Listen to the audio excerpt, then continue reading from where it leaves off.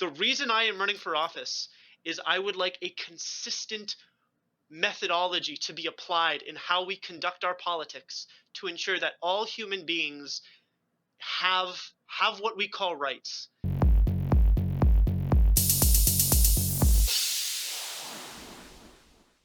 Hello, OneSunnyDay.com podcast. Today, my guest is Christian Cullis. He is running for the Green Party Burlington federal seat, and you can get him at Christian Cullis on Twitter. Hello, Christian, and welcome to the program. Hey, Greg, nice to be here. So, obviously, you're running for the federal seat on short notice. What got you into this mess? So, right out my window here, down that hill, which you cannot see, is Hidden Valley Park in Burlington, Ontario. And during COVID winter, I was down there walking every day, and that river did not freeze over this winter. Next year is going to be hotter than this year. Year after is going to be hotter than that. What do we do as citizens of Burlington, of Canada, of the world about that river not freezing over when we know that it's going to get hotter and hotter for the next years and year and year? Like, let's do something about that. That's why I'm running. I think there are problems we're not appropriately addressing. Okay, excellent. So, then obviously this leads to what should we do about it? We should build a carbon neutral, a carbon positive society. We should reevaluate the various systems that we run our life by. I think COVID is the biggest event since international uh, restructuring since World War II. And it's given us a chance to pause and think about the way we run our lives. Why do we work 9 to 5, 5 days a week, when there are, like, Iceland is trying out the 4-day work week? Why is that not here? Why is that not something our government is discussing of, oh, that's just a common sense thing. We could do that in a week with legislation. Maybe not a week. It'd take longer than a week, but Okay, and then so on the but like on the carbon front, right? Obviously, that's that's like a big sea change, right? So, yes. do you have any like specifics or just general ideas? You have Oh, people this pulling carbon out of the ground and they're using it. And it's baked in every single structure, right? People are putting gas in their cars to get to work. Transport trucks are using gas. Factories are burning natural gas like it's going out of style, right? So you have a whole infrastructure which you're now meddling with, and that's the current infrastructure that's leading to your current life and some level of current Yep. prosperity, right? So it's not easy Yep. to pull that rug out from under the it's not a genie, but pull the rug out from under whatever's on top. You're absolutely right. My background is in international relations, or that's what my master's is in. And in terms of the actual policy, do we need a 3% tariff on goods shipped overseas from China? Do we want a 10% incentive rate for small businesses going whatever renewables? I myself do not have all of those answers right now, but when you look at the world, and we do, like, our infrastructure is based on this carbon, which I had a high school teacher compare it to crack. Like, it makes you go really fast and it feels really good, and then it crashes. We have a choice between continuing to do crack and continuing a world system which is clearly unsustainable, or finding the alternative. And I don't know exactly, I don't think anyone knows exactly what that is, but clearly we have to find it. Two issues there, right? You've got you've got the speed and the severity of which you put in whatever changes you want to do. Like eventually you run out of carbon. 10 years, 20 years, 30 years, 100 years. There's not going to be people in 1,000 years burning gas, burning gas with gas cars, right? So yes, sometime between now and the foreseeable future, there won't be gasoline cars on Earth, right? Because you just run out of the fossil fuels eventually, right? So Eventually. yeah, exactly. There has to be. You're obviously going to transition to that by hook or by crook at some point, right? The issue is how fast you do these sort of things.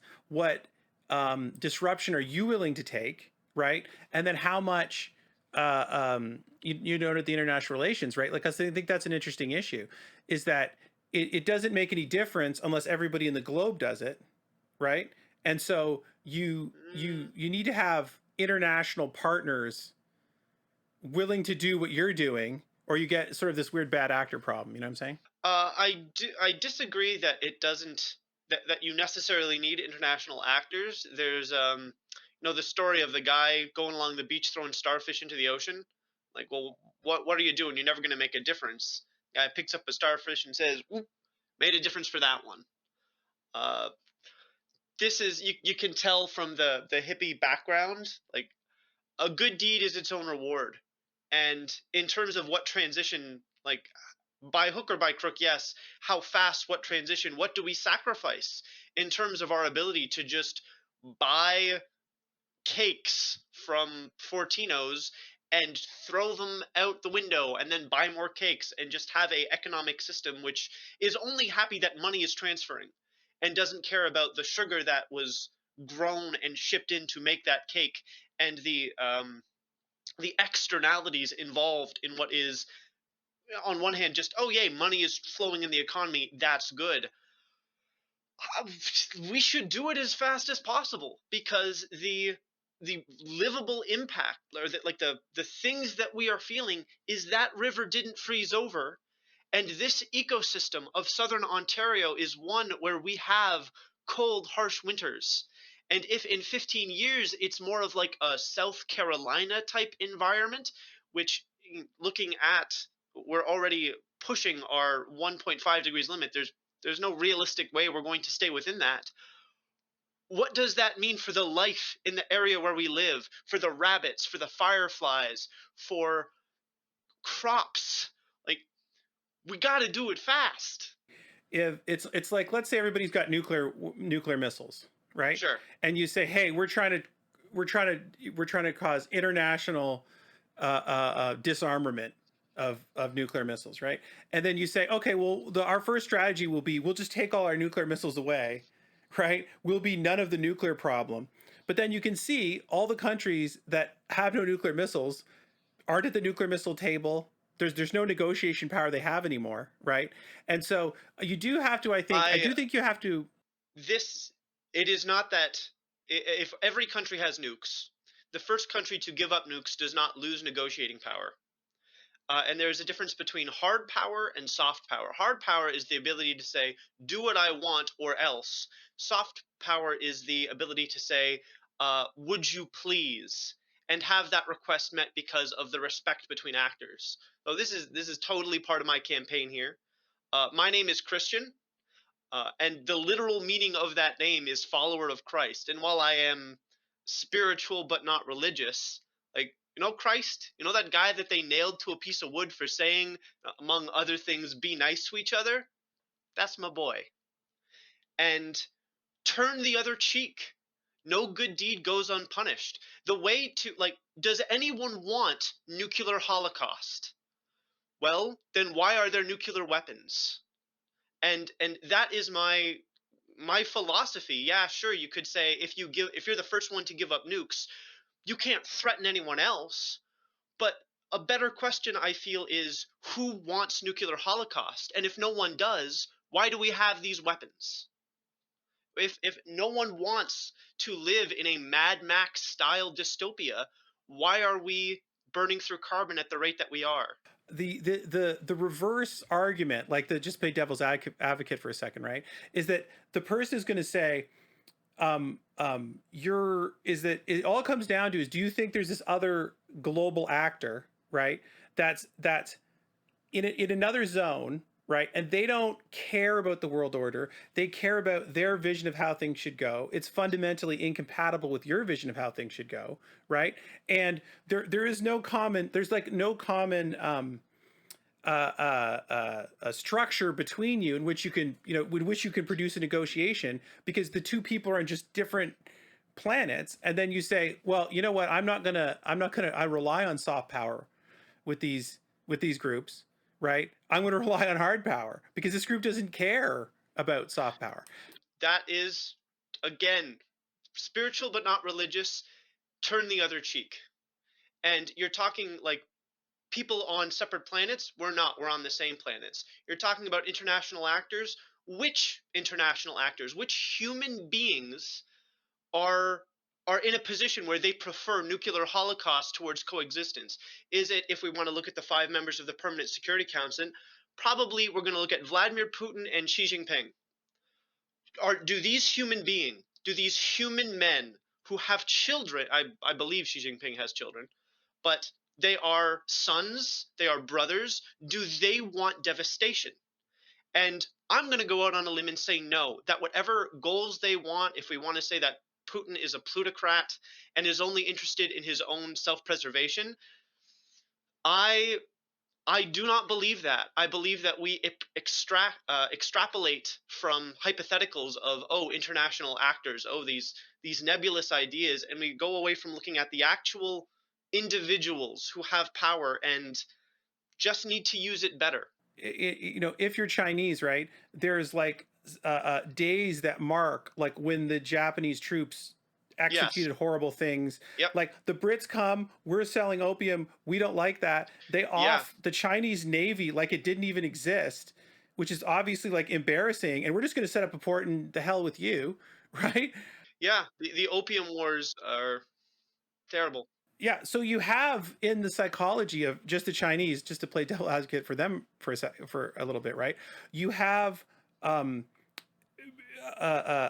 like an historical event, historical event, which just shows them, once the power that doesn't give a crap about you starts executing, right, and you run out of hard power, all of a sudden it's a nightmare for years. You can't do anything about it, Mm, right? And you can no longer appeal to the Brits or the Japanese who are doing these things. It just takes years and years and years to work yourself out of these pickles, right? So I think that they can have they can have the psychology, because they're kind of like, if you think about them as like a wounded person or a person that's like received yes. trauma, they're like, I'm never going back to that place again. Like that's like off the table. I'm never going back there, right? And that's the difference, I think, in psychology, where you can see someone going, I'm not going to be ever placed in a position um where this can happen again. You know what I mean? So I'm very concerned about military buildup, economic operations, expansion, science and technology. You know what I mean? All the things you can see they're concerned with, because I'm never going to be put in a position where someone else can dictate terms. I agree with you. Like yeah, I wrote my master's thesis on examining China as a threat and looking into that was one of their big things, the psychology of avenging this century of humiliation and rebuilding to a position of, when you look at world history, China kind of was the most advanced civilization technologically for most of history. And then there was kind of this gap where Europe took off, and this is what my dad says, and now they're back. And now they have the industrial capability and the motivation and the drive to not be hurt again. And again, what we're talking about is individual people, and hurt people. So let's talk. And what I think the technology of the internet allows is for people to look at each other and say, oh, you know what, they're just a person, they're trying their best, or I understand where they're coming from, because I do understand where this damage, this historical trauma, which we resolve it peacefully or we resolve it violently. And I'd prefer the peaceful option. I think you can believe there's a rational actor. This is their Mm, psychology, right? And yep. if somebody says, "Hey, you have to do this, this, and this," it's going to depress your GDP by 10%. By the way, you've 800,000 peasants, still. If you're the what am I talking about? They have like 600 million. They're a billion Yeah. people, right? So they've like 600 million people who are still peasants, thinking to themselves they want to come to the big, you know what I mean? Come to the big city, Yeah. right? Plus, they have this is you don't have to worry about you can calm your dad down a little bit. You don't have to worry about China because, He's not saying that in like an aggressive, oh no, the Chinese are coming to get us. He's in the, like, the Rocky, like Rocky lost the fight and now Rocky's back. well, Rocky's problem is the one child policy, which is about to convert China from a ratio of, I think, 8 workers to one retiree to the next 30 years, something like 2 workers to one retiree. So they have this incredibly damaging weird bubble because of all the historical reasons, right? So as that transitions through, right? They're gonna have problems aplenty, right? You go from 8 workers to one retiree to 2 workers to one retiree in the next, 20 years, 30 years. To quickly, Chinese workers. I want to remember that point, but to quickly go back to something before it passes us completely. Um, I can the understanding the psychology of a rational actor, and we can change our psychology. And I this is me being a hippie again. I think that a lot of the solutions to problems that we have politically are the solutions to problems we have personally. I was raised. Here's me talking about my political backstory. I was raised by a single mom. My dad left when I was 2, and we have a much better relationship now. But there is, on a personal level, like when your dad leaves when you're 2, it's sad and upsetting. And in the same way of we're talking about the psychology of China being injured historically, like there are things you can go through to recover from trauma as a person, and I would say also on a wider scale, like okay, this is the bad thing that happened. We're alive today, and whatever did happen, I mean, you ever heard the theory that the entire universe just sprang into existence last Thursday? It's just a thought experiment. Right. But how's that different? We My thing is we live now in the present, in this moment, where you are Greg Woodruff, you're wearing a purple shirt, I am Christian Cullis, wearing a Green Party shirt. We're alive, and I'm glad to be having this conversation.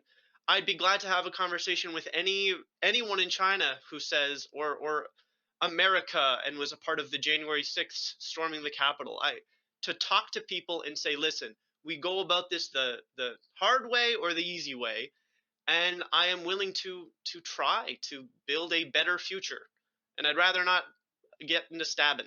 Under your future, it's impossible because it would be very difficult to um, uh, um, to dispose of, not to dispose of, but to get into a military a confrontation.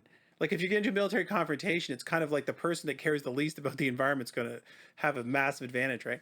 Yes. So the answer there is the person who cares the least. I mean, that's the same in the person who cares the least about a relationship has the most power. And yes, like in Brazil, Hier is saying, yeah, it's our forest. We're gonna cut it down and make lots of money. The rest of the world, and if you think about it in terms of all nations are as brothers and sisters, and the global village, we all go to our neighbor and say, hey, neighbor, we noticed that you're chopping down the world's lungs. And we have all of these levers and social pressures in the term in boycotts and tariffs to pressure them towards a better path. And I'm not saying that military action is entirely off the table. Sometimes you gotta fight, but it is a last resort. And come on, let's all sing kumbaya. That's clear. Like, listen, it's clearly a perspective, right? And if you don't have any of that perspective, you never give the other person like a chance to show, that they do want sort of a reciprocal, um, a reciprocal relationship. So I went through the Green Party, and then I was going to go through the Liberal Party policy document, but apparently they don't have one, which is not very impressive as they called Ah, the election. shucks. But it's coming. So all I have is the 2020 throne speech. Would you rather do the Liberal policy points or the Green policy points? I'll let you choose. Hold on, do I have a. Let's start with the liberals. Okay, good. So there, I had to take these from the throne speech, but it gives you the point. So I tried to boil it down to about 5 things, right? Because otherwise, it gets too cumbersome as to what the differences might mean. So the first thing that they have is protecting people from COVID-19. So did they go to do what? Did they do a good job of that? What shouldn't they have done? Or you can punt on the whole thing if you want. It's fine by me. No, it was in, I believe, 1986 that the who was prime minister in 86? I wasn't alive. No idea. I'm like 11 years old, so. During that conservative government in the mid late 80s, the the government sold off Canada's vaccine manufacturing capabilities. And the Liberals were elected in 2015, and they didn't rebuild. I mean, and they also had power under Kretchen, under Martin. At no point did they rebuild our vaccine manufacturing capacity. So I would say, I think it's pretty obvious, they did not adequately prepare for the COVID-19 disaster. They picked up the ball. They didn't drop it as hard as the States, which is admittedly a low bar to compare to. But yes, they did the best they could considering how badly they dropped the ball in a lack of preparation, in a and this is me going from turn the other cheek to cynical politics, in their short-sighted, largely profit motivated mindset. They did not do all they could do. Well, so what could they have done differently? Rebuilt the manufacturing, the vaccine manufacturing capacity. Like, was there. It's a known problem that sometimes you get hit with a something out of left field, and it's the responsibility of a good government to prepare as best as possible for those out of left field possibilities. So that they didn't do that, that we had a inability to suddenly be self-sufficient in the case of a global pandemic. We had SARS. That wasn't the wake-up call. They should have prepared before we even before COVID-19 spread from the first bat to the first person. If it was bats, right? That's a big that's a big conversation. So the what I was going to say is so your basic point is you would like you would like a certain amount of national things that are strategic importance to the nation to be maintained for this type of event, even if it doesn't really make financial sense. What hold on. If it's strategically important for the nation, how does that not make financial sense? Because it's cheaper to get these things done elsewhere, right? Like you wouldn't. I don't think there's a Canadian wrench manufacturer currently, right? Like you can't buy Canada Grey wrenches anymore. So I don't know that there's a. You see what I'm saying? There's not a single human, or there's not a single business I think in Canada that currently makes wrenches, right? So that's cheaper to do elsewhere. We're importing our wrenches. You know, every mechanic that needs to get something done still has wrenches. But you could argue, hey, if Canada was cut off from its supply of from anything from wrenches to masks to ventilation equipment to like a whole bunch of range of things, right? You would be in the sort of same boat of depending. You are in the boat of depending on someone else, right? And I'm not. That actually ties in very well to the larger green thing of produce local. But again, that issue of cost, and we are in an economic system, and this is where I talk it like clearly our current way of life is not compatible with maintaining the natural world that we have grown up with. Like it's fast cars and disposable water bottles, or deers in the meadow, if you extrapolating to an extreme. What is the economic system that makes it cheaper to import using fossil fuels wrenches from elsewhere than it is manufacturing them here? When we have ample supply of um, or not mineral metal deposits, like we could do it here. We don't for reasons uh, largely, and I'm not against capitalism, but because of the way the current economy is structured. The thing is you have like in the free market, right, like individual actors trading within individual actors, right? So it's like, you know, Yes. so it's like the person that stopped the wrenches from being made in Canada was the person that was willing to pay 50 cents extra for a wrench made in Canada, right? Like clearly people kept going to the store, they saw these wrenches made in Canada, not made in Canada, and went, I don't care about that, I want this wrench for, you know, $1 less or whatever it was, right? That's the person that created that thing. So in like looking at the free market, and this is getting maybe a bit too deep, but let's define the words free and let's define the words market. But then let's not, because that would actually take a long time. Where does that 50 cents of value go? And in the same way, the Minister of the Environment said the day after the International Panel on Climate Change that climate change is a code red for humanity. Our Minister of the Environment defended the purchase of a pipeline, saying that we need that oil revenue in order to pay for our climate change reductions. Where is that 50 cents of value? Where is the money the profit, the revenue, the value generated from a pipeline. And ultimately, my argument is that there is a disconnect in what the economy values and what is actually valuable. How much would you spend for an extra 100 years of life? Like, if it were possible to buy. The problem is it depends on how much money you have, right? What is money? It's the standard thing. It's like a value store and a medium exchange, right? My only point is the only point that I would say is that as long as to me you have individual actors trading with individual actors under voluntary trade, Yeah, right? which is We all can assume that those two people are running some kind of optimization procedure that we can't see. agreed. They're running optimization, but under what constraints? Is it the optimization of the numbers in their bank account, or is it the optimization of a prosperous future for their children? And because any system that you devise is going to be good at optimizing some things and less good at optimizing others, our economy should be built around optimizing a good life to live and have children and eat nice food, Right, but they're minus the externalities, which I'll get you. Which I'll minus the externalities. So we are ignoring the externalities. We are, but even if my point is, my example is always McDonald's, right? Is that people will kind of say in a discussion, oh, blah, blah, blah. If the McDonald's goes away, it's fine because, it's not good for you and people are eating this food at McDonald's. So if you take the McDonald's away, the world is better.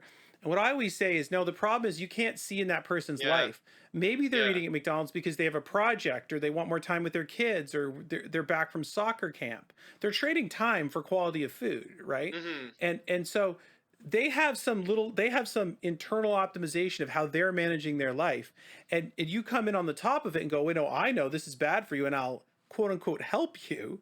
But Yes, none of the costs accrue to you. You just sit at the top of the pyramid and say, oh, we're going to ban fast food hamburgers.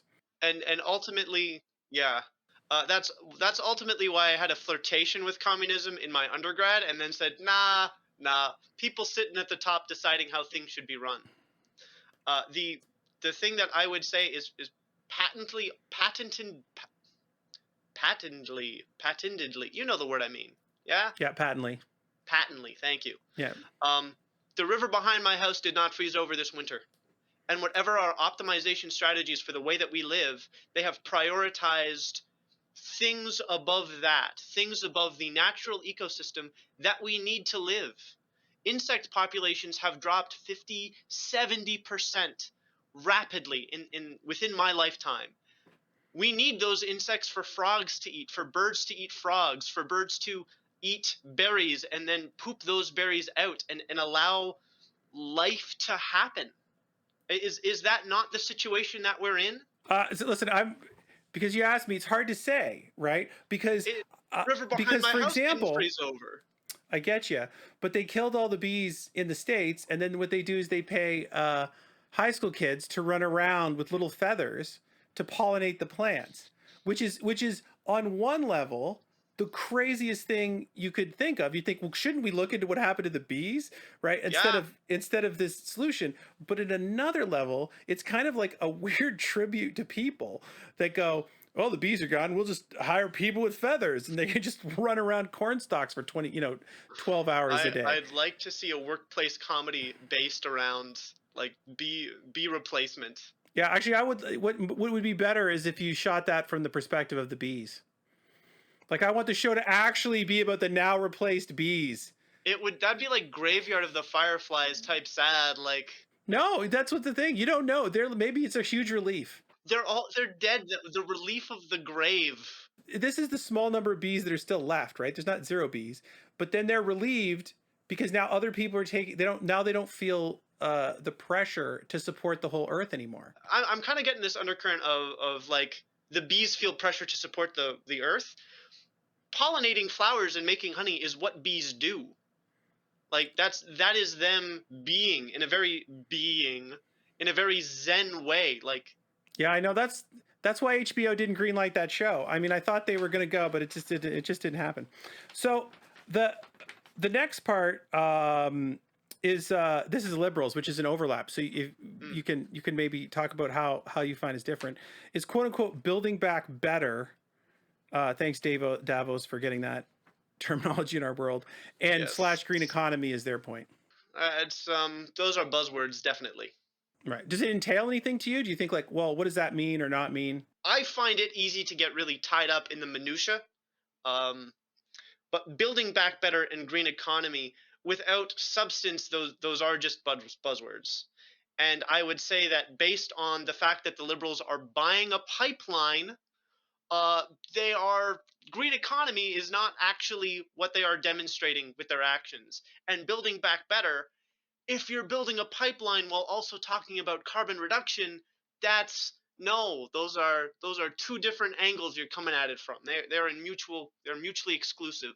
It's cynical. I mean, the it's listen. The one thing I will say, because I read through all the parties' platforms, including the Green platform around the principle of carbon reduction is consistent with itself. Like the points are consistent with that goal. If you believe that there's an existential carbon problem coming that technology will not solve, right? Because lots of people might agree with you, Mhm. but they'll just say we'll come up with something. We used to have photo finishing chemical problems that got fixed. We used to have chloroform carbon that got I fixed. mean, we might. Do you want to stake the survival of millions of people on it? That there would be someone out there that could agree with the with Yeah, the um, with the severity of the problem, but their solution will be, don't worry, put a and 10% that's carbon tax in, and the free market will solve it for you. And just all you have to do is sort of crank the knob of a carbon tax a little bit, a little bit, a little bit, and suddenly some industrious group of people will create a startup and they'll solve it somehow. You don't have to really get into the weeds. Will be their argument, not mine. But I know that that's well then in on that note, because you're a resident of Burlington, and in a cynical way, like, hey, Christian Cullis running for candidate, vote green. What is your argument, like, what is my argument on what? on like, is increasing the carbon tax, the can we just crank that knob? So I tend to believe, just because you asked, right, that when you go, that like there has to be, because it's a democracy, there has to be uh, uh, a political will of the people to do something, which you're trying to create. I get that, right? But I don't believe, or I shouldn't say I don't believe. I'm highly skeptical that people will, at the end of the day, uh, uh, um, reduce their own stand. Like, how much are they willing to sacrifice to deal with this problem? Yes. And I would suspect that if you actually went to them with a specific thing that said, well, this is what we're going to have to do, you're going to have to reduce your consumption by this much. These are all of the, you know all of the really grody rules that we could establish, right? That most of them will balk unless the fire is right at the door. They'll be like, I'm not gonna not go on a vacation for 2 years. I'm not gonna, like, go down to one car and use the bus. I'm not gonna, like, close my pool. I'm not gonna, like, uh, uh, get a three family intergenerational living. My parents and my kids we could theoretically all live in the same house, right? I just don't think at the end of the day there's currently anyone has established a political offering, right, which people are wholesale accepting. You're saying you're the green. Your guys are closest to it, to sort of saying, okay, well, you're going to have to do this. You're going to have to do this. You're going to have to do this. There's a cost to all these things, right? But that's certainly not the liberals. And it's like, hey, we're going to reduce greenhouse gases by 2030 at a rate that's clearly impossible if you do the math Yes. without chaos. I mean, without just like society-wide chaos.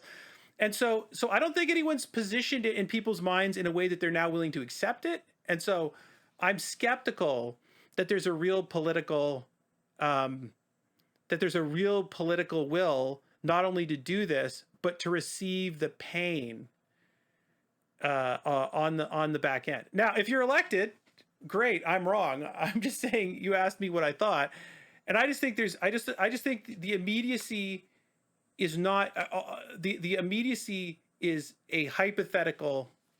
Like, you're trying to make it real, the river out my way. But to most people, they're several jumps away from caring about this. Like if you just took the block of their mind and you said, what do you care about right now? COVID occupies 95% of that brain space. Yeah, and this is where. Well, thank you for sharing. I I agree with you largely that it is not yet real for people, and it's an area where a reason why I'm glad to be doing like this long form podcast where we don't have to wear suits and be moderators and put on the facade of professional politicians who have all the answers and have canned responses is the media is the institution within society that we use to communicate what's going on, and clearly that there are these problems that are not being, I feel, appropriately addressed. There's a problem in the media, and alternate media like this is the way to go. All right, that media is over. That media is over. No one who listens to this podcast is not going to listen to all of the other candidates.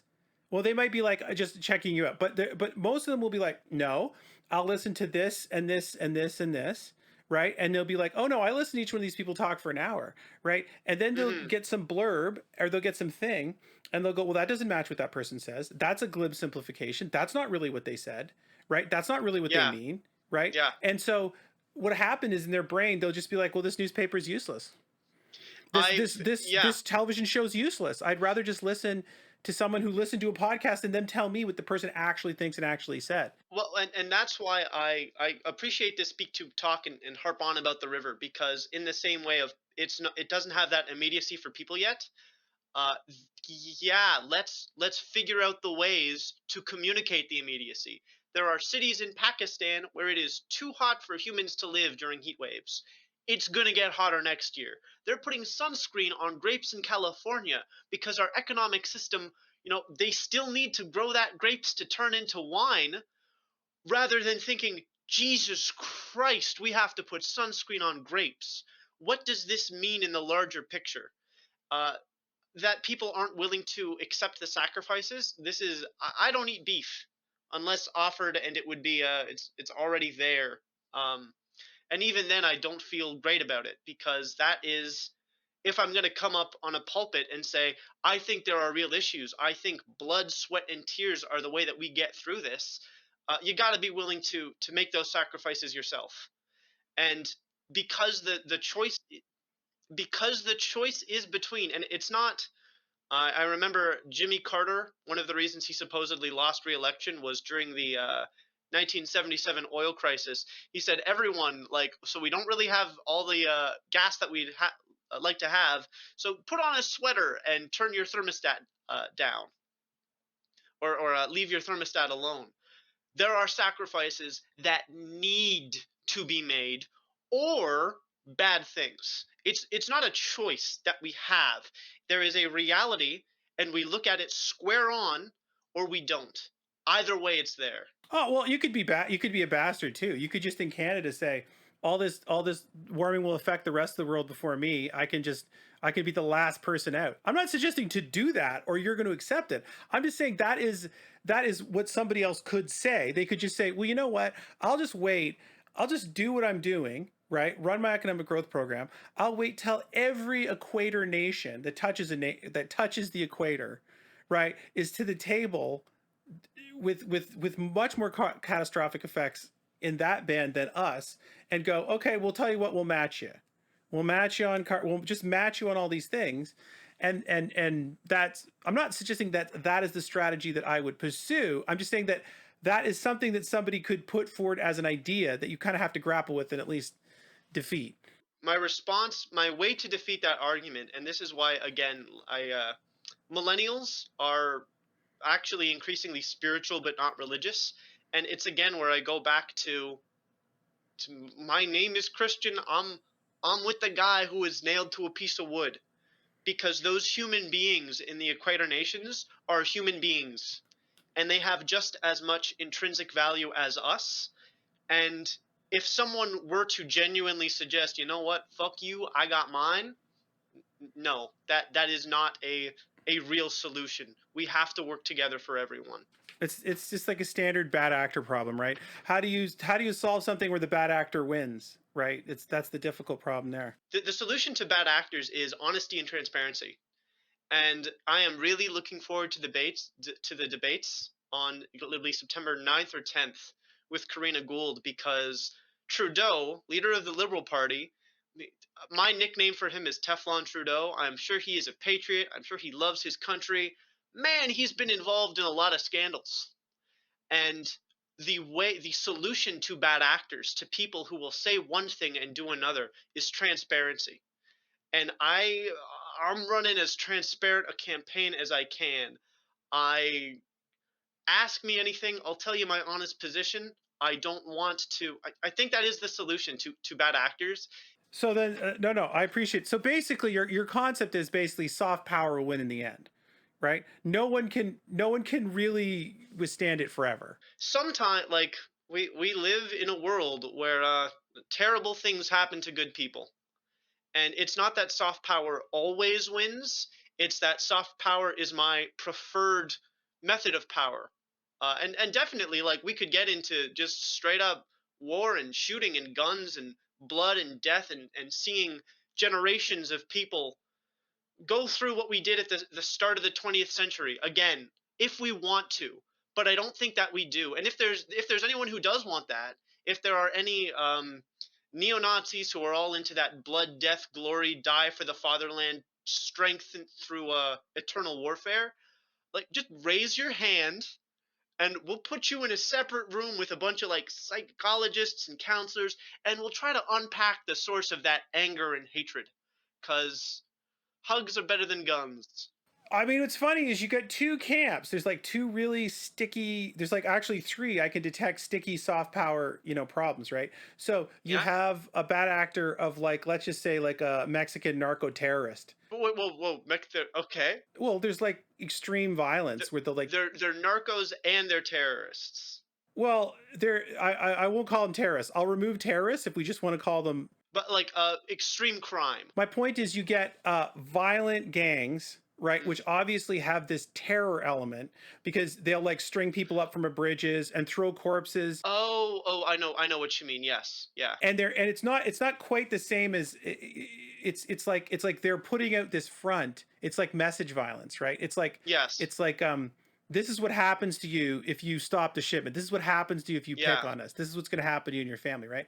And so you got that as a bad actor, which is a tough nut to crack because those humans, however it started, are, I would say, almost gone now, right? Like they're so deep in this, it's hard to it's hard to put them back, right? I am a Christian primarily in name, but the infinite redempt. And again, this is the Mexican is a fairly religious country. The infinite healing powers of Jesus Christ.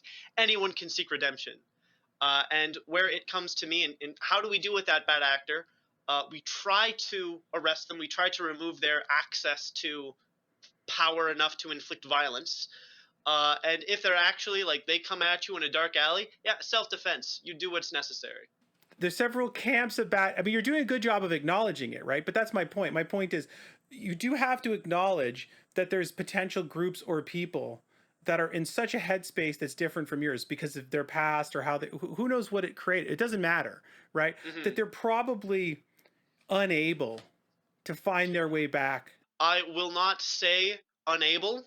Definitely, it might not be practical to sit there and let them punch you for Right. however long in the hopes that they come around. So the next part on uh, liberal throne speech was from 2020, or Justin Trudeau, technically, is social justice, Canadian values, reconciliation, addressing systemic racism, and protecting two official languages were their points in there.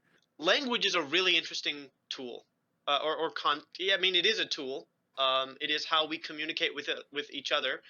This is a English language podcast. If someone does not speak English, all of our ideas are just noises to them. And that French and English are protected and equal under the law. Like, yeah, sure, we're acknowledging Canadian history. I Do we want to expand that? Are there would Canadian society benefit from bringing more languages into the cluster, into the history of our country, which started with Aboriginal cultures, which then came in with settlers, which now we have people from all over the world as Canadians. And at what point does history stop? We say, okay, English in Canada because that's what we had back then. Well, now we've got a lot of Arabic speakers and a lot of Cantonese speakers and other people. So I'm that's blue sky thinking. Maybe we want more languages. Well, there's a direct, I mean, there's a direct conflict, right? Because the direct conflict in this is people saying diversity is our strength, right? Diversity of linguistic cultures would be a strength under this model, right? Except in Quebec, where really Yeah, it would be preferable that you speak French. And that diversity is not welcome or wanted because we're trying to defend the tradition of French. Those two ideas to me are complete opposition to each other, and everyone just ignores it and goes about their day. yeah. So with that, trying not to ignore that, I'll try to give you as straight an answer as I can. My half brother is bilingual. My stepmother is bilingual, and I truly value to any French Canadians who are listening.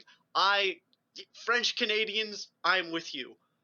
I think I think you can stick too much to traditions, and I think that diversity is strength, and that's not to just say, well, infinite diversity. You have to accept everything that happens, but it's 2021. French as a language, like do what you feel necessary to protect it, but don't close yourself off to new possibilities and the wonders of the future. The possibility that they're facing, it's not even hypothetical, is that if you just let everything go about their merry way, right? The insistence on French becomes an impediment to people communicating because the vast majority of people can communicate in English. Go to actually France, the same thing occurs, right? Most of the people that deal in public service positions can speak English, right? And you hammer out your French with them, they get, it's like, okay, we'll just speak English to get through the day, right? Um, and the like my concern, because I did note like people are trying to, the school boards have like multi-language things in the back, and they're trying to say, oh, we're going to do Chinese language instruction, or we're going to try and not be a conformist on this point. The only thing about language is I do think, my gosh, you had to have some way for people to talk to each other. You Like do. balkanizing groups of people that can't speak English, and therefore you can't communicate to them, you can't Yeah. figure out what's going on in that group, strikes me as a potential as a potential terrible source of conflict for Yes. these groups against other groups in the future, when like the political leadership couldn't even communicate to them because it would all be translated through some newscast in that language, and who knows what was actually. No, all terrific points without clear solutions. I spent a year teaching in South Korea, which is a language where not many people they're working to learn English, but definitely you have to figure out how to get by with very little. And the power of phone translation apps these days and a technological solution to the problem of communication. There was a guy at the laundromat where I went to, and using the phone, we were able to pick out like, you know, thanks thanks for your service, like, I wish we could speak more, me too. And that was kind of it, and then we nodded pleasantly to each other, and because it was just a laundromat, we never got into like, well, how should we spend tax money, what are deep underlying issues. But I do see technology as a solution to balkanizing languages. We should all ideally be able to speak together. It'd be really cool if more people were bilingual. I certainly wish that I was more fluent in French or any other language. But just speaking English, just preserving the monopoly of one language, that gets into trouble. I'm with you on I'm with you on the phone translation and this kind of thing, right? But I do like an official language or a couple official languages, and so that the kids in school can talk to each other. Because Yes. realistically, right, you're just concerned about like the generations coming up. Yeah. Right. If people who are 70 or 80 all speak English or all don't, what is it? It doesn't matter. They can talk to their family and their friends, right? But I do think that there is a possibility to get so carried away with celebrating diversity, right, that you miss that everyone is in the same country with kids that have to get along with each other. And there is, I mean, it is going to sort itself out, right? Like everyone's Hmm. got these like everyone's got these like pods, like they were the first generation Irish, right? And their kids are going to be Irish forever and love Irish things. Well, what happens is after, but I'm sure the parents believed this was going to go on forever, right? But after a certain number of generations, you just become part of Hmm. the body politic, right? Like it's very hard. Um, you know, occasionally, you know, if you're getting some conversation, you get accused of being a colonialist, or whatever. I just point out that people can go, well, my grandparents came from Poland, they came from Ukraine, they came from. What does it have to do with me? I just got off the boat, you know, 50 Yeah. years ago. How does what happened 100 years ago have anything to do with me at all, right? And so there is, I think, a I don't know how to do this. And I'm not suggesting you or anyone does or one person does, but I do think how that there has that it's not unreasonable to say, okay, these people, kids, at least have to talk to each other, at least to have some common narrative of the past, Yes. Common. so that they're common is maybe too strong, but There has to be a shared understanding in order to negotiate who's going first in the lunch line. well, well, I can bring this point up later, but I do think that you're good. There are fundamental. I mean, for example, the Justin Trudeau's thing is like, well, we're the first post national country. You know what I mean? And will allow any possible cultural flower to bloom so long as it is not in conflict with kind of like these charter values, right? But there is an immediate dismissal of real problems. Like Justin Trudeau's not going to have a speech about what to do about this Taliban problem. Like Yeah. he's not going to have a speech that now we're preparing to have a territory on Earth where at least the rights of women are going to be rolled back to some level, right? We suspect, right? Our troops are there. Like we have the power to go back there if we wanted to split blood and treasure and say you can't do this, you can't do this to women. It's just unacceptable, right?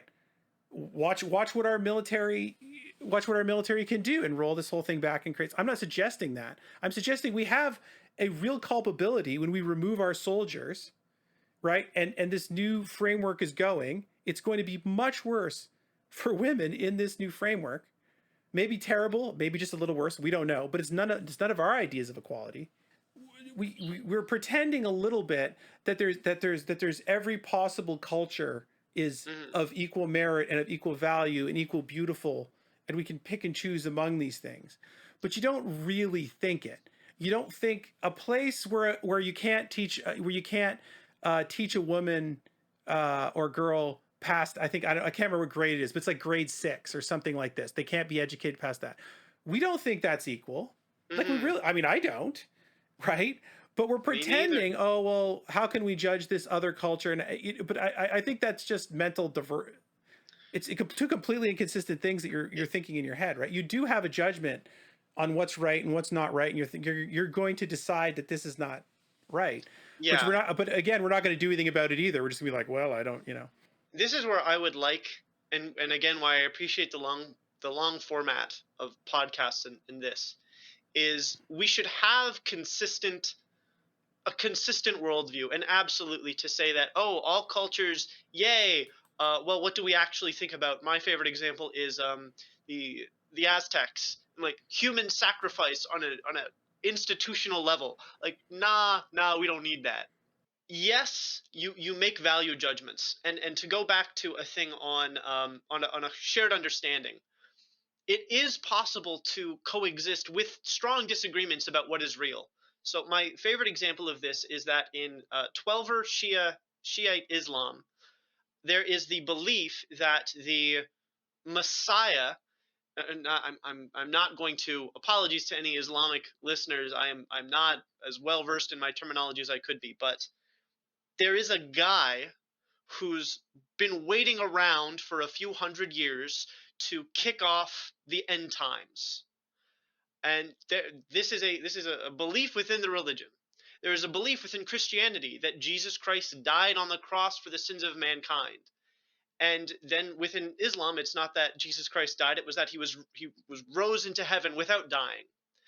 We can have strong disagreements about what is true, about what is right, and we can still sit down and enjoy a meal together. We can still exist despite our disagreements, but it does come into stuff on, well, what people have access to what resources. Do people born with two X chromosomes and this body have the same access to education as born with an X and Y chromosome? Well, you get a difference of opinion there. Um, you get even more relevant in Canada, the color of someone's skin and their family background. Does everyone have access to the same opportunities? And ultimately, when I think of, I rolled my eyes when you mentioned Justin Trudeau's post national flower stuff, just because I think he's putting the cart before the horse. But an idea that when we agree that all humans are equal, and that we say a baby is born and it's just like any other baby, and we give it the same opportunities and rights as every other baby, that's what I think of as a post-national society. That's something that Canada should aspire towards. Yeah, but my point is we don't. Because if we really thought that, no, if we really thought that, we would say, you know what, this Taliban thing's unacceptable, right? They can't militarily oppose the West, right? You can clear and control any number of zones as we did for 20 years. I'm not suggesting this is like a good, valuable a thing that we should do. What I'm saying is, you could sit there and say, no, we don't really like. There's a definite. There's going to come up with. We can see in the upcoming months. There's going to be thing after thing after thing where we would go. That behavior is unacceptable. It's inappropriate towards women, girls, right? There's like a couple cases of forced marriages. Like they're talking nice, but there's like really grody stuff going on, right? At least in the periphery currently. We can put a stop to it. We can roll fighter jet after fighter jet and blow every one of those people up till we impose whatever we want. I'm not saying we should do that. I'm saying we could. And the reason why we're not doing it is because we're going to say, well, this is acceptable for some reason for this other population, but it's not acceptable for our population. I think it is a little, it's an interesting fact that we were in Afghanistan, we as the West, for almost 20 years. Not actually 20 years. This is just before the 20th anniversary of 9/11. This is just before the anniversary of the invasion, of overthrowing the Taliban. Almost 20 years. The West was in that area of Earth, and it appears we accomplished pretty much jack squat in that time. And yes, I see the withdrawal as an accepting of the things that we do not have the power to change. We can look within Canada and to our own borders. Why is it that we pick some things of, oh, women are mistreated in Afghanistan, therefore we need bombs and guns, etc. We need to impose a way of life on those people living there in that place. When within our culture, we recently dug up a whole bunch of dead children from residential schools, and the identity of Aboriginal person under a system that oppressed, exploited, etc.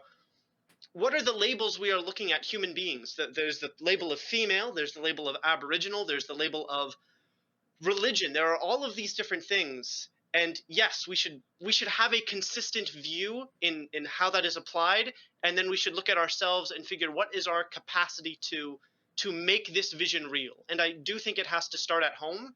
Yeah, listen, I appreciate your answer there, but my point is not that you shouldn't get out of Afghanistan because we've been at this for 20 years. We don't seem to be sticking up a thing. Though I did have a point. I did realize that the 20 years is not nothing, because if you notice, the Taliban know the points that they're going to get skewered on. Right, so they're sort of saying like, well, we want a place for women in the government, within the confines of our religious system. Oh, we're like, they know the at least they know the nice flowery language to not produce this red line, right? Whereas if they were straight up beheading people in the streets, you see what I mean? People would be like, okay, we just can't, you know what I mean? And there would sort of be this like pressure to now re-engage on these things, right? So I'm not saying I don't want the I would probably say you can disengage from Afghanistan because we've been at this 20 years, right? But I'm just willing to say there's still this morally hypocritical element of it, and we can stare at it and say this is the reality of what we're doing here, and not just pretend that it's all Mhm. it's all flowery, which is difficult to do if you're a politician.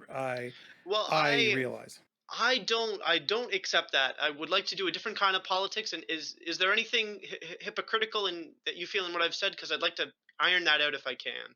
No, I don't think there's anything hypocritical in what you said. Oh, all right. Like, It wasn't you. It was the that wasn't flowered off what you said.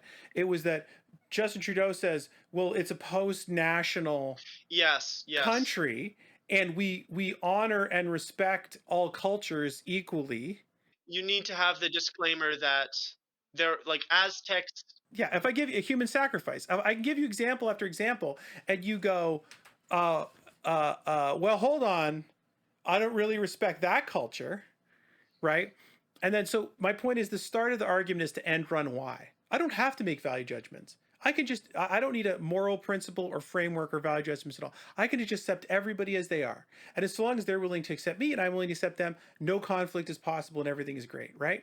So that he doesn't have to spit out a moral framework of what's right and what's wrong, right? Yeah, But then when you get to an actual case, right?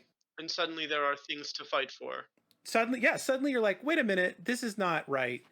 And then we got a couple things to fight for. So the next, oh, that was so you did protecting two official languages. Uh, Anything on reconciliation or addressing systemic racism? These are big. Everyone's got these too. So if you You can didn't take a notice, pass on any of these. Don't feel free. Don't feel you have to respond to them. I I'm running for the office to represent Burlington. And if there's any question that I can't answer that someone in Burlington would really feel, well, that's my issue. I want that properly represented. Like, it's my job to answer tough questions. Um, in terms of all of that, if you didn't notice, I'm very white. Very white. I'm male. I'm cisgendered. I'm 99% heterosexual. Orlando Bloom's a handsome man. Like, however much that makes me not heterosexual, he's a handsome man. Mostly, I consider my thing to be shutting up and supporting the ultimate goal of treating all babies as equal. And do you know Bo Burnham? He did a Netflix special, Inside. No. It's a thing that I struggle with as a straight cis white man. Like, you want to help, and there's a lot of people who say stop helping. Like, okay, well, I'll back up. I will do what I feel I can, but otherwise I'm just here to listen. Yeah, that's the one thing that I did. This is the one thing that I would insert, because I had a conversation with someone previously and they said something, and I didn't trigger on it. They sort of painted you as this person. I said, yeah, but stop pretending that I didn't grow up in a multicultural society, right? Like you're pretending I got off the British frigate, in 17 whatever. And, oh, look, curious, other people. Like, that's not true. I grew up in Burlington in a Yeah, multicultural society. There were people of every ethnic and racial credence in my high school. yeah. And we were all together in a lump, right? And when the kids grow up together in the lump, right, you know what I mean, and Hmm. someone's interested in a girlfriend that's of a different culture, and then that person's brother is the friend of a different religion, and then the kids don't sort this out in some purity test, right? They just are all random friends based on who sat beside them first day in science class. I would dispute that because I think about, like, yes, there were people of all backgrounds in my high school. There was one black girl in my class. I'm the reflexive use of like what labels I'm very worried about being labeled a villain for It's an improperly adult using words. podcast. We all know what you mean. People know what you There mean. was It's fine. one black girl in my year, and I remember from my grandparents, not they were born like the 40s, and their attitudes towards race and different people, it influenced me a little. It's like, oh, there's her. She looks different than anyone else, and I kind of know what my grandma would think if I brought her home. And it ultimately we're all in a lump, but it's not just random based on seating position because you walk into that classroom with your own history.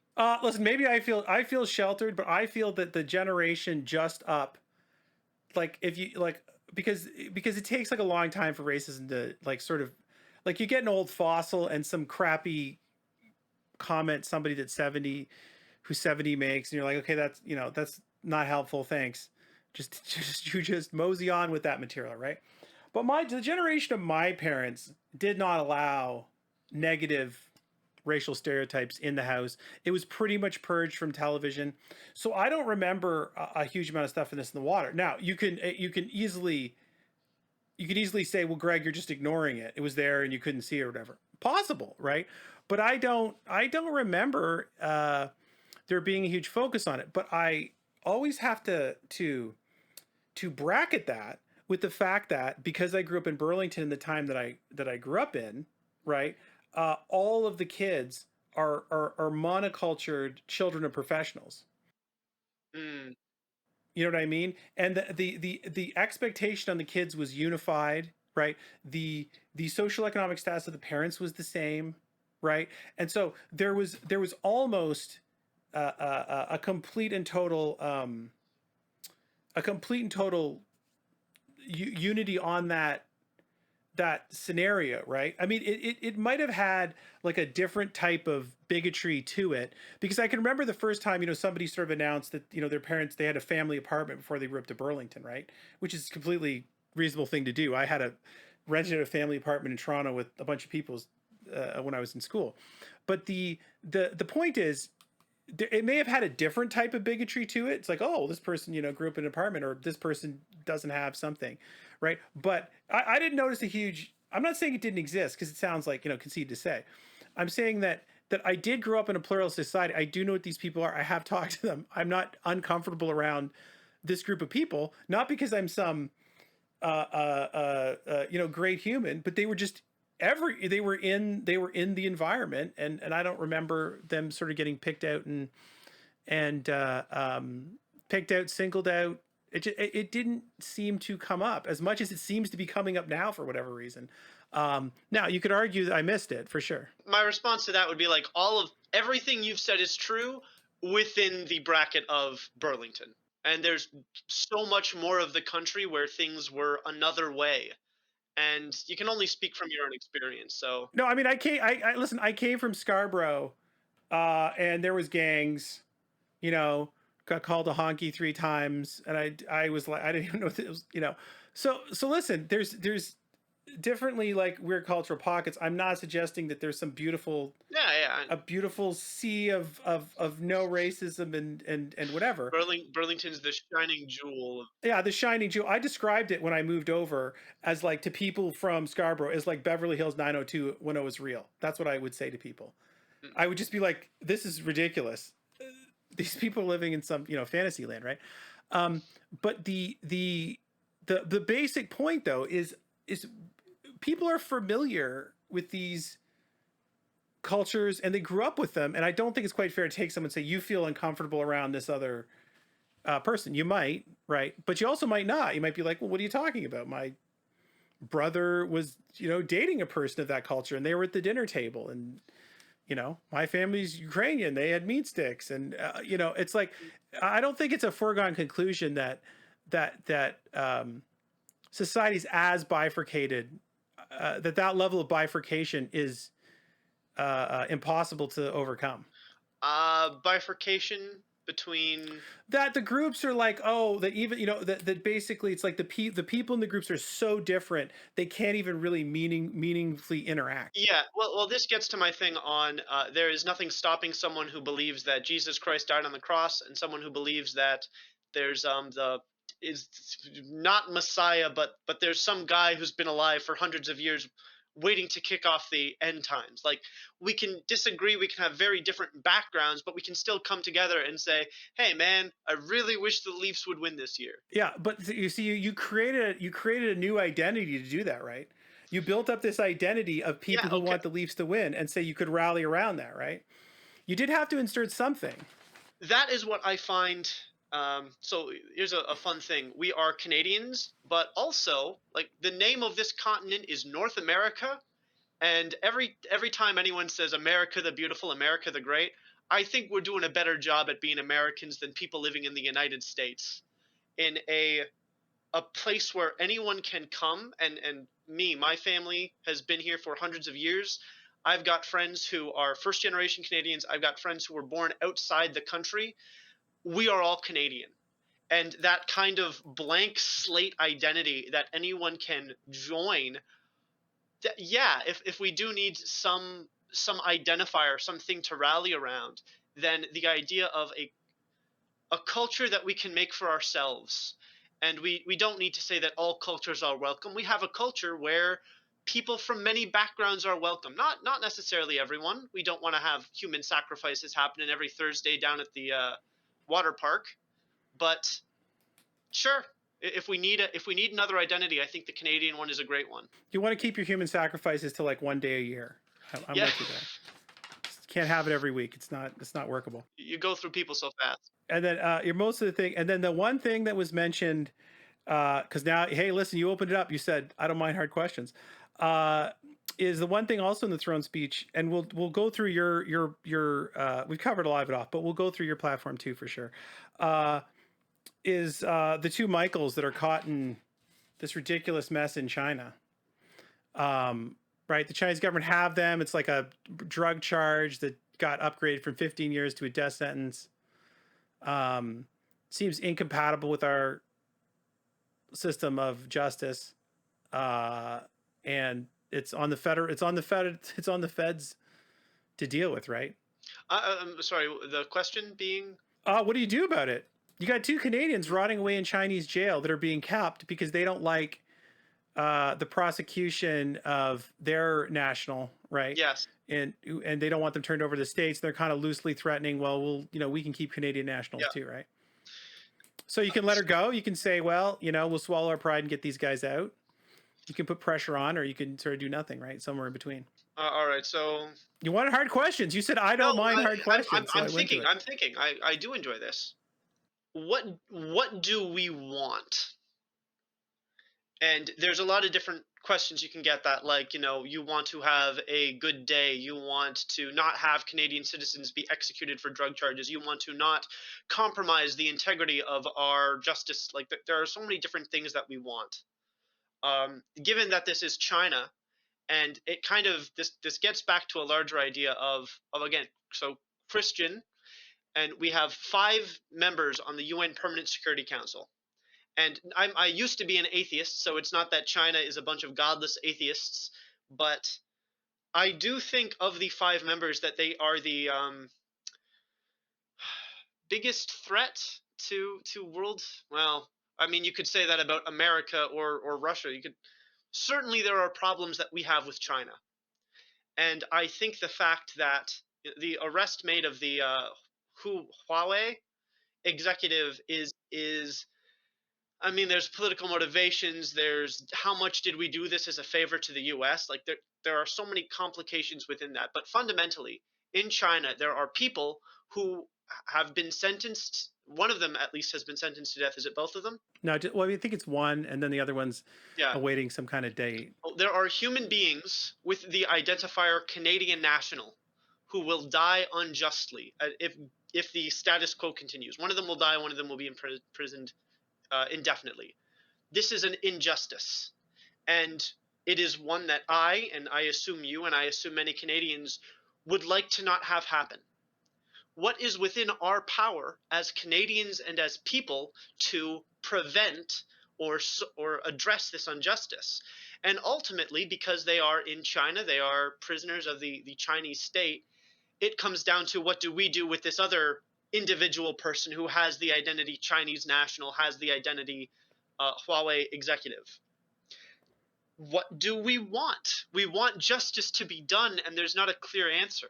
Secondarily, you have a problem in that the people responding to the arrest warrant are executing warrants in keeping with their agreement with the states. It's not like they're calling their political masters and saying, like, the defense is, the feds say, listen, this is police doing police work. You don't understand our system. We're going to let the legal system, fix it.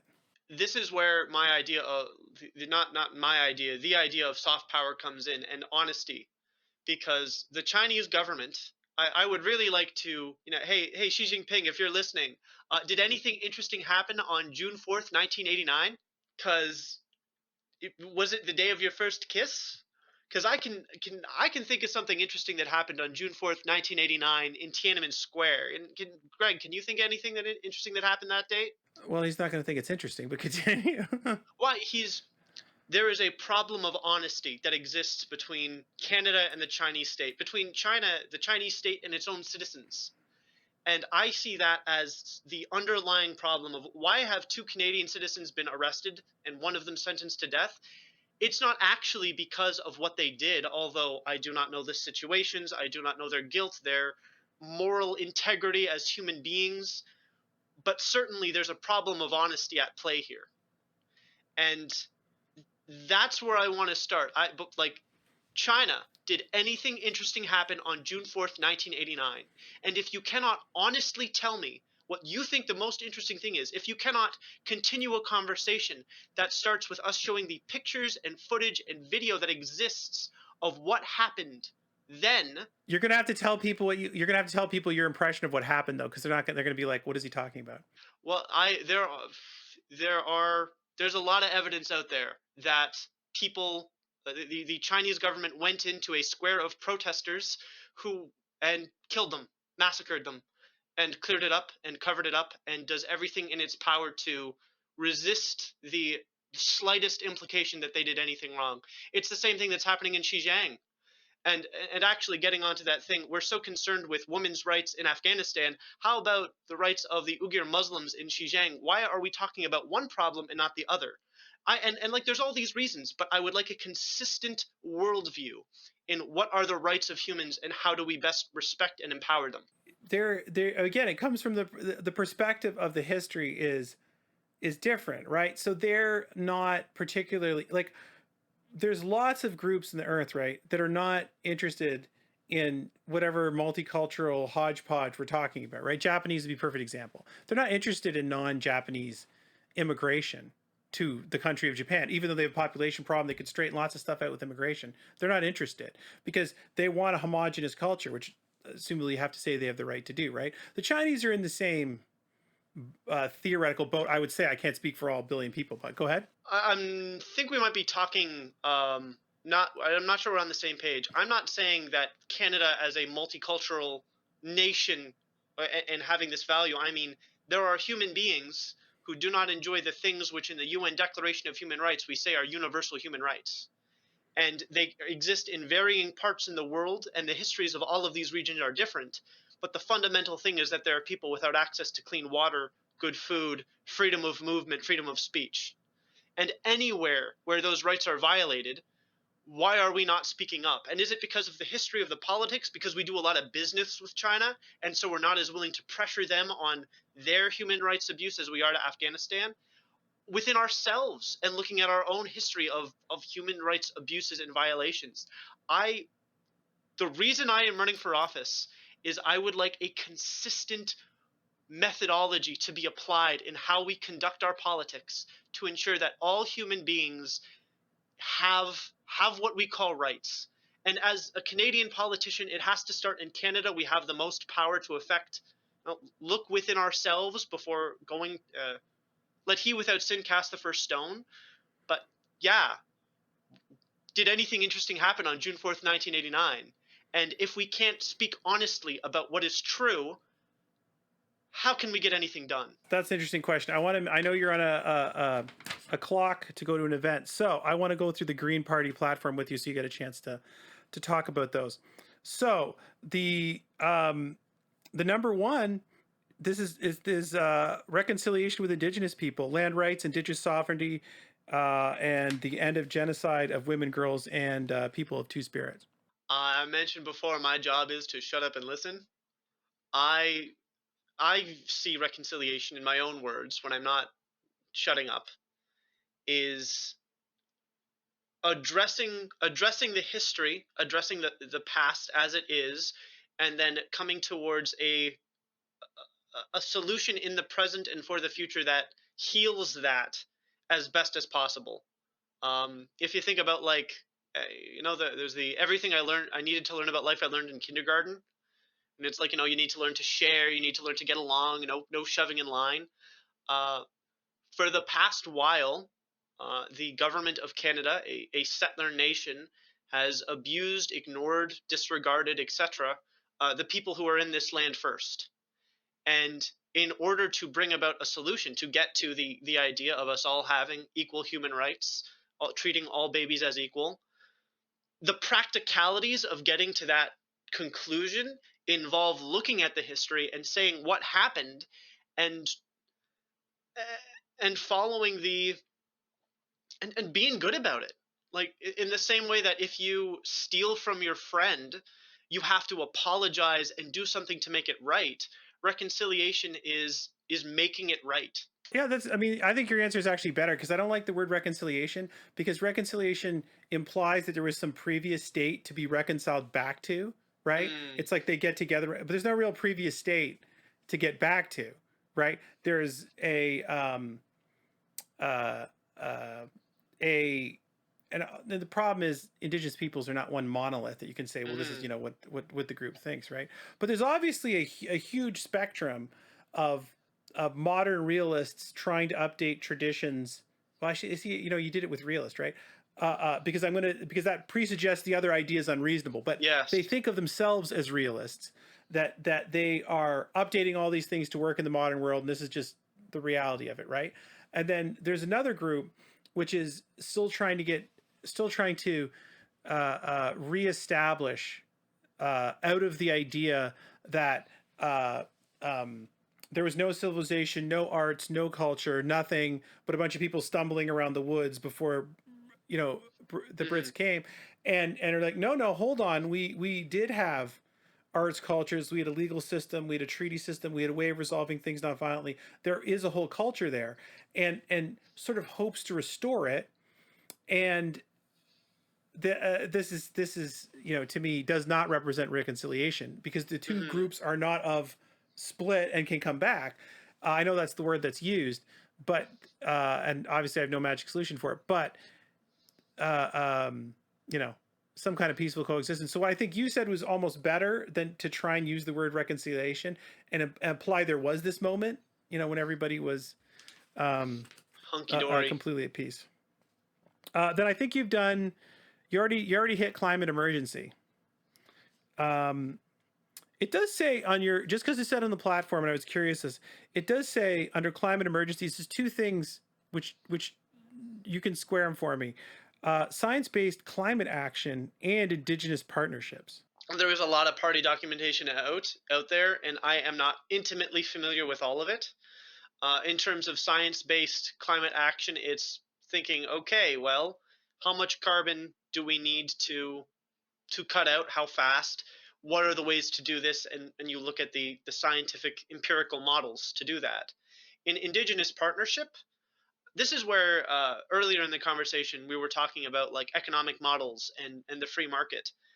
The indigenous solutions allowed pre-contact people were living in harmony with the environment for thousands of years.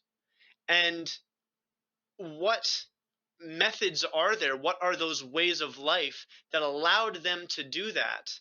That we can, best practices. Well, you asked a question. I think the problem is it gets back to Glenn Lowry. There is no Wakanda, right? So it's like he's got this thing. Wakanda is an artificial construct. There is no African nation. Secretly has magic. Well, and no, no, but the mythos is a meteor came and all they needed was access to that resources. The resource of the meteor. It was kind of like, well, Africa was never had resources, which is Patently false. yeah. So the idea is, oh, it's not the technological, it's not the sociological systems. It's just if we just had this meteor, everything could be different, right? And Hmm. then it's depicted in the show as the culture has grown up, but still is like a king and fights to the death. Yes. But everything is peaceful and wonderful and technologically sufficient, and people live in utter harmony with nature and have like cloaked weapons so they can like Yeah. still have shields. So his point is, now I'm not, I don't want to put words in his mouth because he was talking about something else, but he was talking about it on a on a completely different axis. Sure. But he got me thinking it's not real, and so uh, uh, the point is how much of these cultures and traditions would need to change just under the pressure of a large number of people, right? Because Europe has been working on how to deal with large numbers of people and bad actors embedded in these groups of people, right? With just for thousands of years, right? So most of the stuff when I was thinking it through is designed to protect against bad actors, right? What I hear in that an implication that native civilizations were not attempting to deal with bad actors. I think there's a I don't know. I mean, I'm not an expert, but I think there's a safety, right, with when you have the patchwork of tribal or not tribal of treaty agreements, right? That keeps there is a group system, right? We're this group, that's that group, we Mhm. have a treaty. So I don't know how big or small they got, right? But there's an auto safety by the fact that that the people are around the people every day. Like you know the same group of people every day. There's nowhere to go with your $1 million, right? Mhm. There's no one to interact with. Everybody knows who you are, right? So you can't. You can't transplant that to a culture where you don't know your Starbucks barista, you don't know your Uber driver, etc. Yeah, maybe you can, but that experiment is undone. It's possible you could, right? But that experiment's undone, and it's difficult to imagine. It's difficult to grope for an unknown from a steady state, which is quote unquote working, at least in terms of people not starving to death, right? Mhm. Yeah. Yeah, and the difficult question that gets into, and I only noticed this, is that you're going to end run. You're going to say, well, there's these two societies, these two groups of people, and then you're going to, as you pointed out, say, well, what's important? If you can't figure out what's important, then the whole discussion is mush. And that's why one more time the river behind my house didn't freeze over. And what I believe is important, and what I largely believe that people believe is important, is good food, good people, good times. And what are the things that we need to sustain that? We need clean water, we need good food, we need places for people to sleep and live, and we need institutions and systems that allow the hope of a better tomorrow by working hard today. And that sounds buzzword as hell, but I'm absolutely for that buzz. Like, what else is there? That is what matters. Well, I mean, there's not nothing. There's economic security. There's the ability for you to have enough resources to take care of people. You can't just literally run out of resources to take care of people, right? Whereas as much as you might want this cancer treatment, it's unaffordable, things like that, right? And that's where I get into the that's point four, the hope that tomorrow can be better than today. And that gets economic security, medical tech, like everything that is not the bare necessities of life and living well comes into that, into hope. So now I'll just point out a couple differences with the PC platform that maybe you can. So I read through the PC platform. So which is interesting. They're like major point has secure, right? Which is you're trying to secure things obviously that are valuable and are somewhat working. Otherwise, you wouldn't secure it, right? So they have secure jobs, secure accountability. They had a mental health action plan that they like very specifically of one of their top 5 things they picked was mental health, which is different from the other people's platforms. The highlighting, it's in there somewhere, right? Well, I have the lovely Emily Brown came to my door the other day and gave me her information. She's hitting the bricks. It was a fun moment. Hi, I'm Emily Brown. Hi, I'm Christian Cullis. She's very nice. She's peaceable. That you get into politics, we're usually friendly people. We like meeting people. No, every time, listen, if I've been involved, the actual people involved by and large have been very gracious and not snippy. You're kind of like Band of Brothers a little bit because you're all in the same meat grinder. So it's like you're like, I'm sick of this. You're like, I'm sick of doing this too. Yeah, Do I yeah. have? So there's a little bit of a Band of Brothers effect that you can get sort of before these debates where you're like, we're all in this sort of thing together. And then so the one I'll just, since your environment's your bag. So here's the things they had under environment. So they had this is their, I guess this would be their response to what to do about the carbon problem. So the first one is low carbon savings account. And when you go and you fill your gas up, we take 10% or whatever the percentage, I don't know. We put that in a bank account. So every time you use carbon, you had to put the money in the account. That was like fixed. So it goes in from the gas pump into your savings account, and then you could use that savings account for green upgrades or an electric car. Not necessarily a bad idea. The fundamental problem with it is it's not starting at the start, which is if you are in a car that's, going to go over a cliff, and you're thinking, well, you know what? Maybe we could like change the wheels, change this engine, change all of these little components that will make it a safer car, but the car is still headed over a cliff. You're not actually making that much. You're not improving the fundamental thing. And I believe the main problem with the conservatives' approach to the environment is they are so caught in on not having to make those tough sacrifices and actually look at the problem. They're still trying to tweak our unsustainable system into sustainability rather than getting a new system. In all fairness, there's the whatever. If I ask you to describe exactly what that other system is, right? Uh, uh, Most people will have trouble. You can take a shot at it if you want. Zero waste. There is a guy in Australia who lives zero waste, and it includes like he's got a wall in his house that is mushrooms, and it's using the organic compost from banana peels, etc., towards growing food. It's There are ways that are more sustainable, and again, it's hard to describe all of them, but they are there. And I think again the problem of the media is that it's not correctly communicating what those solutions are. I the other day stopped worrying about energy in transitioning off oil. Turns out that solar is increasingly economically, like it is now, out competing oil. And while you can't store energy as well with soil, what you do is you use solar power to pump water up a tower, and then as it falls, it can power a turbine. Oh, there is a solution. There is the solution, and we don't hear about it because mostly we hear about all of the problems going on. Well, we hear about COVID, right? It's an easy article. When somebody said something, so you're you're trying to take most people's problem is still COVID. What's the environment? Is my school going to be? Do I have to get?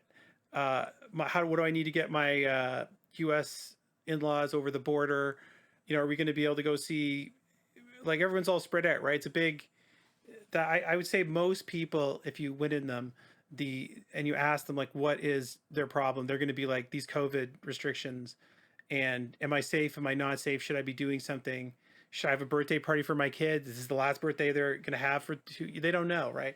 And so that's 95% of their mental load. I would say, I don't know. I mean, if you just wanted me to speculate, Sure. especially with kids and people cross borders, I'm sure there's some people who are life's not that affected and they're going about their business, right?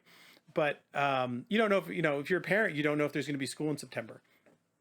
You don't know. They say, and then a week before they're like, "Well, we decided this," and you're like, "Okay." Makes it hard to plan. I did it. Well, it inflicts a stress. So, and the other parts they had, I'll let you go through respond to it, but I think your summary is going to be just too little. Zero emission vehicles, keep the Paris targets, and stand up to China on pollution via tariffs. I mean, all that's good. Standing up to China on with pollution via tariffs is again kind of changing, getting a new seatbelt while the car is still pointed over a cliff. Why does China pollute so much? Because we pay them to make our stuff. They're polluting because you have a huge. I mean, they're cleaning it up now. In all fairness, right?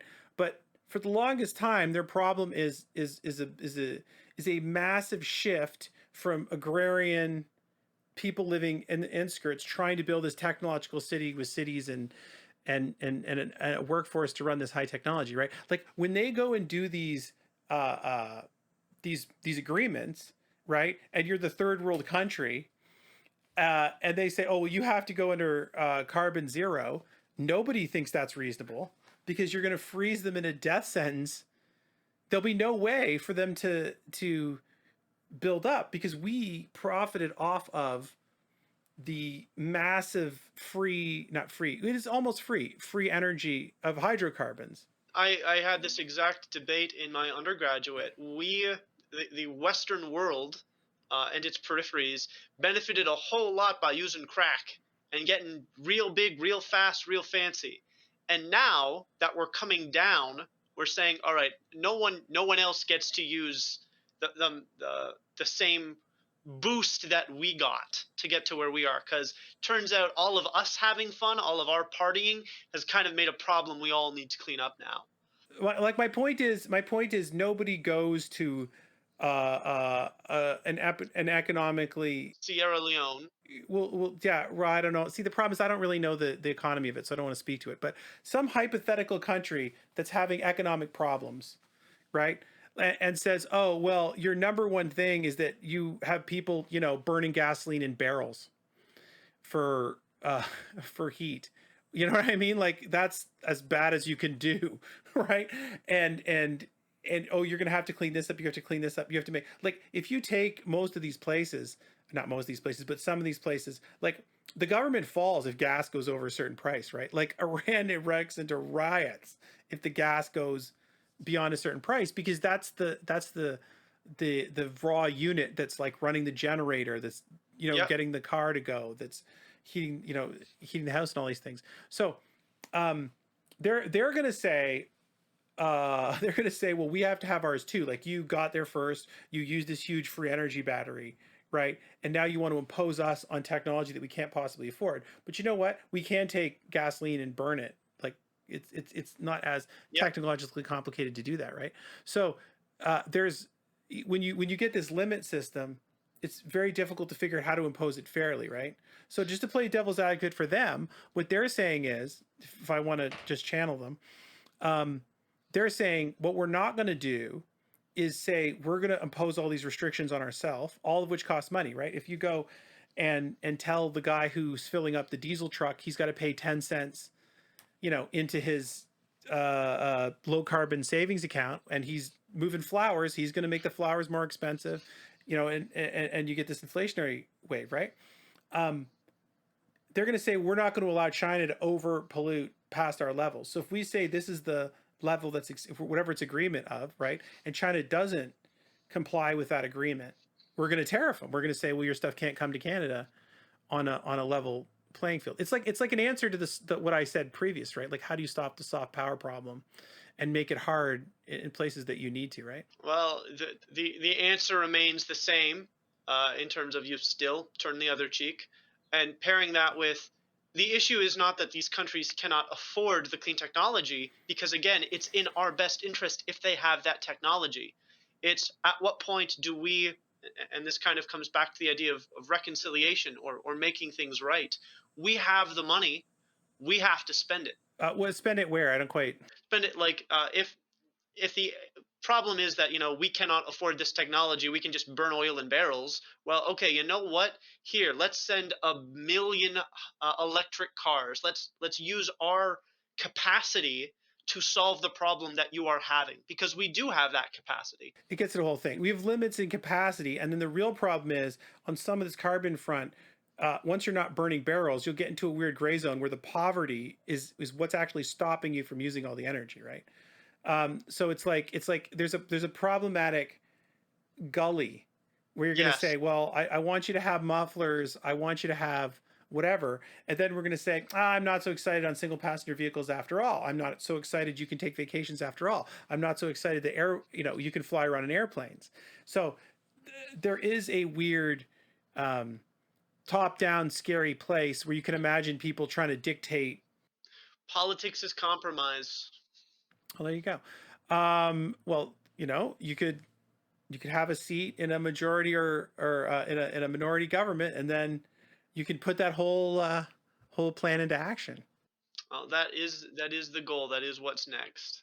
You can. I think you've done a very admirable job of going over your party's platform and your thoughts on why you're running and what you're passionate about. I think people who listen to the podcast will get a clear idea of that. So then you beat me to the question, but my question is, so what's next? Right, right.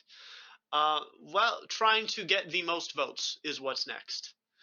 And if there is anyone listening who would like to reach out to me, please do. I love having these conversations. Red Green Show, a very pinnacle of Canadian culture, if I would say so. We're all in this together. That's their quote from that show. If you don't know Red Green Show, I know it. I just didn't remember the quote. It wasn't. yeah. I wasn't a as what do you want to call it? As a attentive a student as you were. Excellent. And then where can people? There is Twitter. You can follow. Well, oh man, I'm not sure what my relationship is with social media, but definitely there's Twitter, Christian Cullis, Twitter. There's Witty, twitch.tv/Witty comment. There's I'll get you ready for it. You want ready for it? Someone's gonna. You're like, hey, I'm doing this. I'm giving my time. I'm trying to save the world. And someone's comment will be, just so you're emotionally ready for it. okay. This guy is trying to get rich and screw people over, and he's a crook, and all criminals and all politicians are crooks. And you're gonna be like, where did this come from? And this guy seems really mad, and I'm running for the Green Party. The first I did a video, someone on Twitter asked me my thoughts on eco-socialism. The very first comment on my thoughtful response was, Jesus Christ, I want my money back. Something along those lines. Yeah. Speaking of which, just on your because you mentioned the Jesus story a couple times, I think the turning point may have been turning over the money changers tables. I there that is well, I mean, we are closing this up now, but yeah, I don't know about churches, but Jesus is my dude. No, but the story is you Yeah, can run around and have followers, right? But they don't care. But now you're screwing with the system. yeah. You turned over the tables of the money changers. You started affecting the economic network. And that's when the authorities engage. You can say whatever you want harmlessly, no one cares if you're getting followers. But if you're going to start affecting the fabric of the economy, then we're going to show you we're going to sort of engage our version of justice on you. So Well, for those thank who are you for listening, that. you can get just to repeat Christian's contact. He's got Twitch TV and it's Witty Comment, WITTY comment. He's also got a website. It's linktr.ee/Green Party Burlington. And you can find him and connect in either of those two places. And thanks so much for being on the podcast. Thank you so much for having me, Greg. No problem. I hope it was enjoyable, and I think you got your message out, and hopefully people enjoyed it too. So thanks very much. Thank you.